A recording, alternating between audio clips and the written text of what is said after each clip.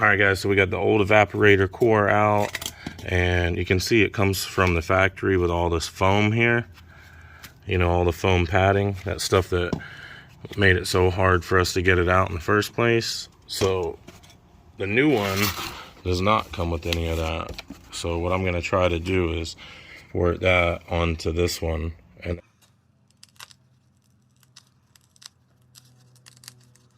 hopefully it'll stay sticky so I can transfer it with that same, try not to stretch the foam either.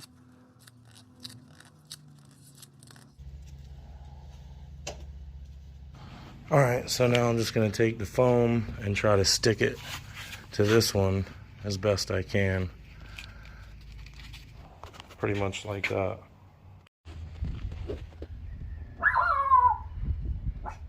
I ain't heard you bark like that before. What you mad about, boy?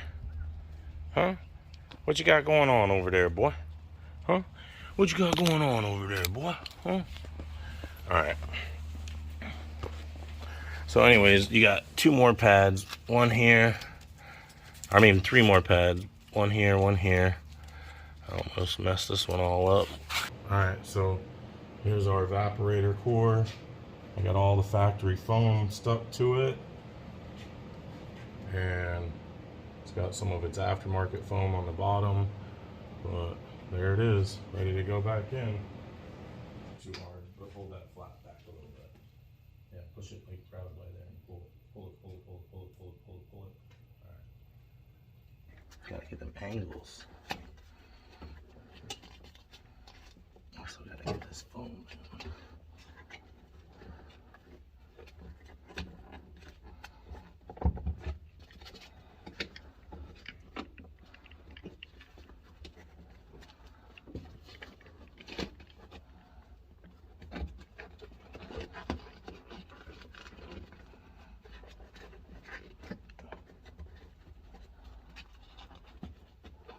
Bada boom, baby. And then all I gotta do now is close this back up and then seal it all back up. Alright, so I'm gonna be using Permatex black plastic welder to put this all back together. And it says it bonds to acrylic, aluminum, glass, PVC, hard and semi-flexible plastic, fiberglass, all that good stuff. So should work for what we're doing here. I'll turn the light on. I don't know if it's still plugged in. Yeah, I guess so. This light's the worst, but basically push this box back down, hold it back down, and try to glue it, you know, back into place.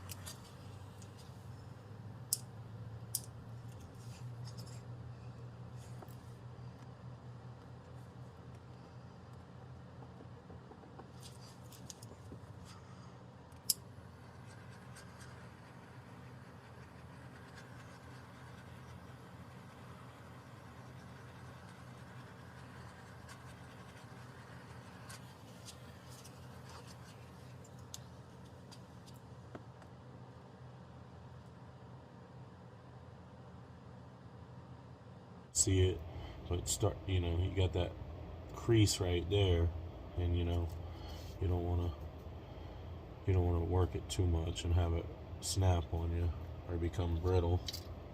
All right, well, I think if I could put a small little hole right here,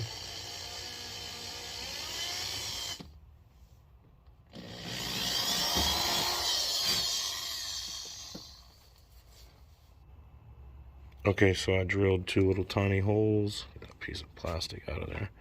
And then I'm just going to run a zip tie right through that little hole, and that'll keep it held down for me. And then I can just put my plastic filler in here. Look at there. Brings the box nice and closed. You know, and then I'll run one around that back side right there.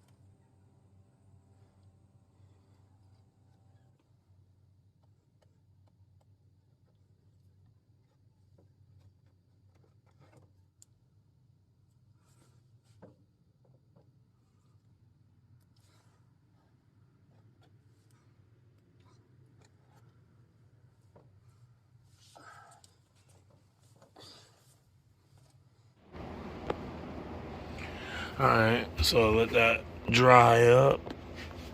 Check out the under dash firewall mat, all original, still in mint condition. Everything on this car, like, freaking phenomenal. Just a beautiful car. No rust anywhere. All original, pretty much never been pulled apart until I got my hands on it. And I pretty much got this thing tore down to nothing and halfway rebuilt by now. So still got a lot of work to do to this thing.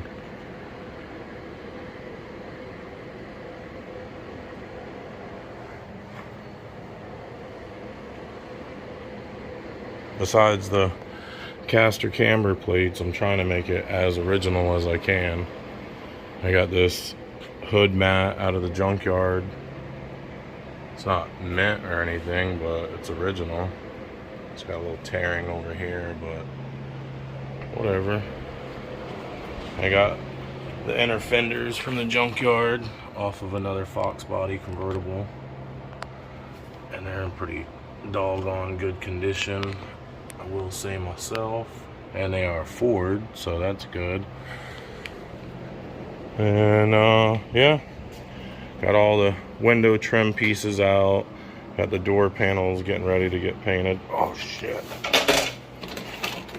Damn it. That freaking piece put an indention in the freaking... Damn it, man. Maybe it'll come out. That sucks. The dogs must have ran through and hit it and knocked it into it or something, because I don't remember leaving it up against it, but I think that dent will come out. I don't know if you guys, yeah, you can see it on camera. Look at that, beaming like a freaking headlight. Can't have anything nice, that's for sure. Alright, well anyway, I'm gonna take a break, go eat a sandwich, get something to drink, and then I'll come back out here and try to put that thing back in. And put the, I still gotta put the heater core back in.